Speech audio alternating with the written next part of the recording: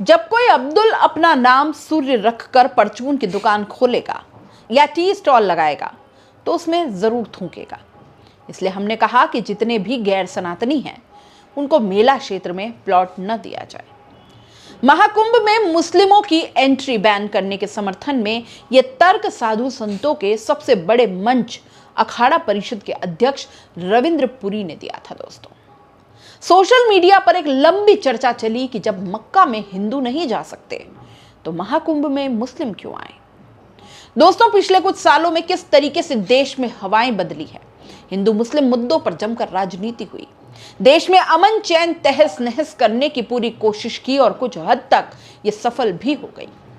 देश दुनिया के सबसे बड़े धार्मिक मेले महाकुंभ में मुस्लिमों को लेकर खूब रार मच गई। मुस्लिमों को बैन करने तक की आवाजें उठी। गंगा जमुनी तहजीब के शहर प्रयागराज इलाहाबाद में हिंदू मुस्लिम का मुद्दा कम ही चलता है। देश और विदेशों से आकर कई मुस्लिमों ने संगम में डुबकी लगाई। बहुत सारे मुस्लिम महाकुंभ घूमने आ रहे हैं। महाकुंभ की सुरक्षा में आए पैरामिलिट्री फोर्स में मुस्लिम जवानों का कहना है कि यह देश उनका भी है, महाकुंभ उनका भी है।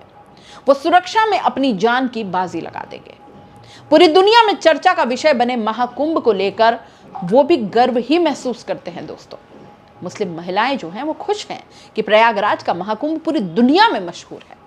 हालांकि साधु संतों के बयान राजनीति गरमाने से मुस्लिम थोड़ा असहज जरूर हुए। देखिए किस तरीके के बयान सामने आए। रविंद्र पुरी, अध्यक्ष अखाड़ा परिषद ने कहा था, हमने हरिद्वार में देखा कि कई मुस्लिम भाई संत बनकर घूम रहे हैं, इसलिए जो भी महाकुंभ में आए उसकी जांच हो, उसके पास आधार कार्ड हो ताकि पहचान हो सके। कोई भी उग्रवादी यहां संत बनकर आ सकता है।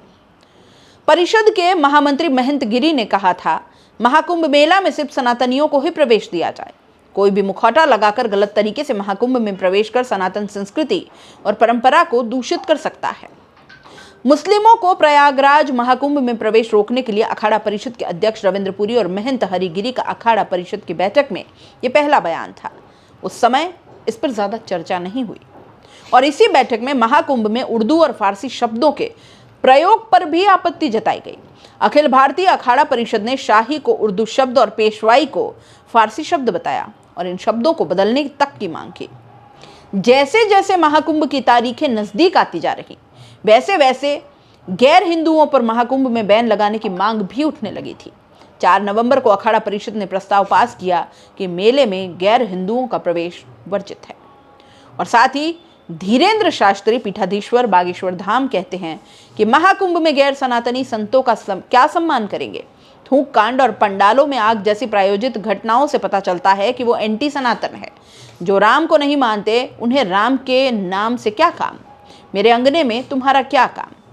इस तरह के बयान साधु संतों द्वारा आए थे। दोस्तों, कई सारे बयान थे, सारे मैं पढ़ने जाऊंगी तो वीडियो बहुत लंबा हो जाएगा, लेकिन तमाम बातों में एक ही बात कॉमन थी कि मुस्लिमों को इस कुंभ स्नान से, इस कुंभ के मेले से दूर रखा जाए। मक्का में अगर सनातनी हिंदुओं का प्रवेश नहीं है, मस्जिदों में प्रवेश करने नहीं देते हैं, तो सनातनियों के मेला में इन लोगों का प्रवेश नहीं होना चाहिए। वहीं दोस्तों, दूसरी तरफ एक ऐसी तस्वीर है जो आप तक पहुंचनी जरूरी है। मुस्लिम महिला पार्षद अस्मा श्रद्धालुओं को ठंड से बचाने के लिए अलाव का इंतजाम कर रही है। वहीं वकील काशान सिद्दीकी कहते हैं कि मुस्लिमों को गर्व है, लेकिन बयानबाजी की वजह से वे अवॉइड कर रहे हैं।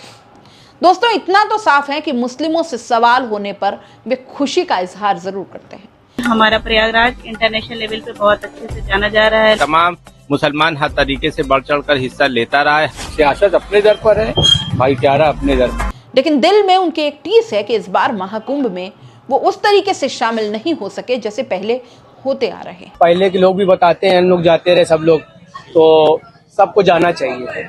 अच्छा, आपका मन करता है जाने का? क्यों, मेले में लगेगा तो आदमी जाएगा ही।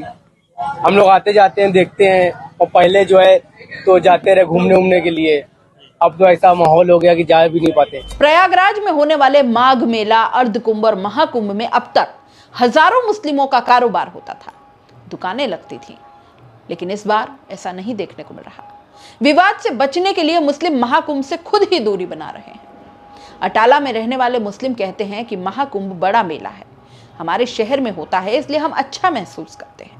इस शहर में हमेशा से गंगा जमुनी तहजीब रही है। पहले कुंभ मेले में मुस्लिमों की हजारों दुकानें लगती थी, हम खुद झूला लगाते थे, प्रशासन पूरी मदद करता था। लेकिन अब ऐसा नहीं है। अब सुनने में आ रहा है कि रोक दिया गया है। सियासत को ऐसा नहीं करना चाहिए। गुलाम कहते हैं कि मन तो करता है जाने का, लेकिन नहीं जाएंगे। जो दुकानें लगती थीं अब वहां नहीं लगा पाएंगे, हम कहीं और लगाएंगे।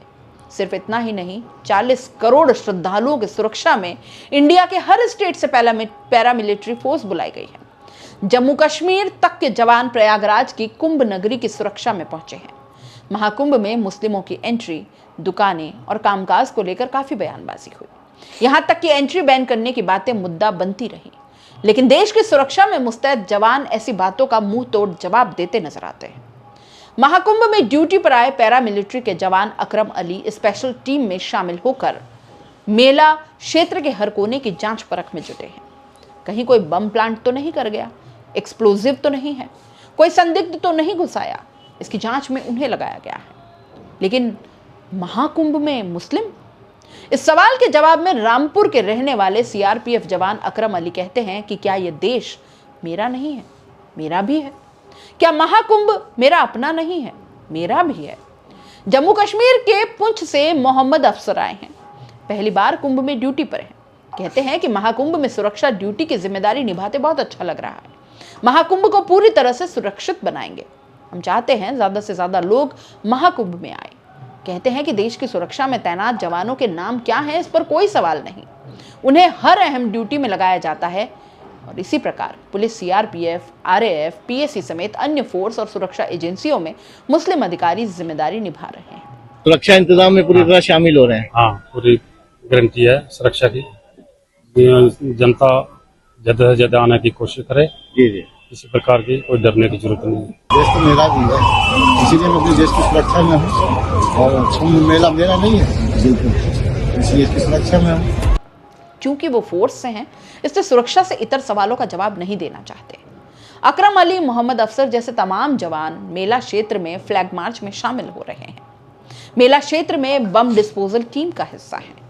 महाकुंभ के हर क्षेत्र में घूमकर जांच भी कर रहे हैं। वैसे देखा जाए तो हर सूरत में दुनिया में ये नफरतें पैदा करने की कोशिश की जा रही है। लेकिन मध्यकाल में या मुगल शासक के राज में भी क्या ऐसा होता था? चलिए इसके बारे में भी आपको बता देते हैं।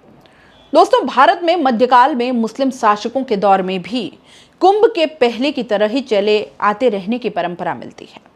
दिल्ली सल्तनत से लेकर मुगल शासकों ने इसे बढ़ावा दिया है। मुगल काल में अकबर के समय के ऐतिहासिक दस्तावेजों से पता चलता है कि वो खुद प्रयागराज के कुंभ मेले में शामिल हुआ था। कहा जाता है कि 1565 में इलाहाबाद, यानी जो अब प्रयागराज है, कुंभ में अकबर ने नागा साधुओं के बारे में समझाने के लिए या समझने के लिए पहल की थी। इस साल के कुंभ में अकबर ने नागा साधुओं को शाही प्रवेश की अगुवाई करने की अनुमति दी थी। 15वीं सदी में ही लिखी आईने अकबरी में अबुल फजल ने प्रयागराज को तीर्थों का राजा बताया। ये वही समय है जब तुलसीदास ने रामचरितमानस लिखी और प्रयाग के कुंभ मेले का जिक्र किया। 17वीं और 18वीं सदी में लिखे गए खुलासत उत तवारीख और चहार गुलशन जैसी किताबों में भी प्रयागराज सहित हरिद्वार के कुंभ मेले का जिक्र मिलता है। इनमें बताया गया कि क्यों कुंभ हिंदुओं के लिए इतना पवित्र है। दोस्तों, जो इतनी पवित्र चीज है उसमें किसी का बहिष्कार कैसे शामिल हो सकता है? और ऐसा कुछ करके क्या हम अब भी समझ नहीं पा रहे हैं कि पिछले कुछ सालों से मुस्लिमों के आर्थिक बहिष्कार की कोशिश या बात बार बार की जाती रही है? कभी ठेलों, फलों के ठेलों पर, दुकानों पर नाम के बोर्ड लगाने के जरिए, तो कभी कुछ, कभी किसी व्यक्ति को सरे बाजार रोक करके उसे बांग्लादेशी बताकर पीट देने से लेकर, कभी किसी चूड़ी वाले को पकड़ के मार देने से लेकर जेल में भर देने तक। लगातार इस तरह की एक कोशिश हो रही है जिसमें मुस्लिमों का आर्थिक बहिष्कार हो जाए। सालों से, सदियों से गंगा जमुनी तहजीब को छिन्न भिन्न करने की कोशिश की जा रही है। क्या आपको वाकई ये नहीं दिखाई देता है? इस पूरे मामले को दोस्तों आप कैसे देखते हैं? अपने राय कमेंट बॉक्स में लिख भेजिएगा। जाते जाते चैनल को लाइक, शेयर और सब्सक्राइब करना मत भूलिएगा। नमस्कार।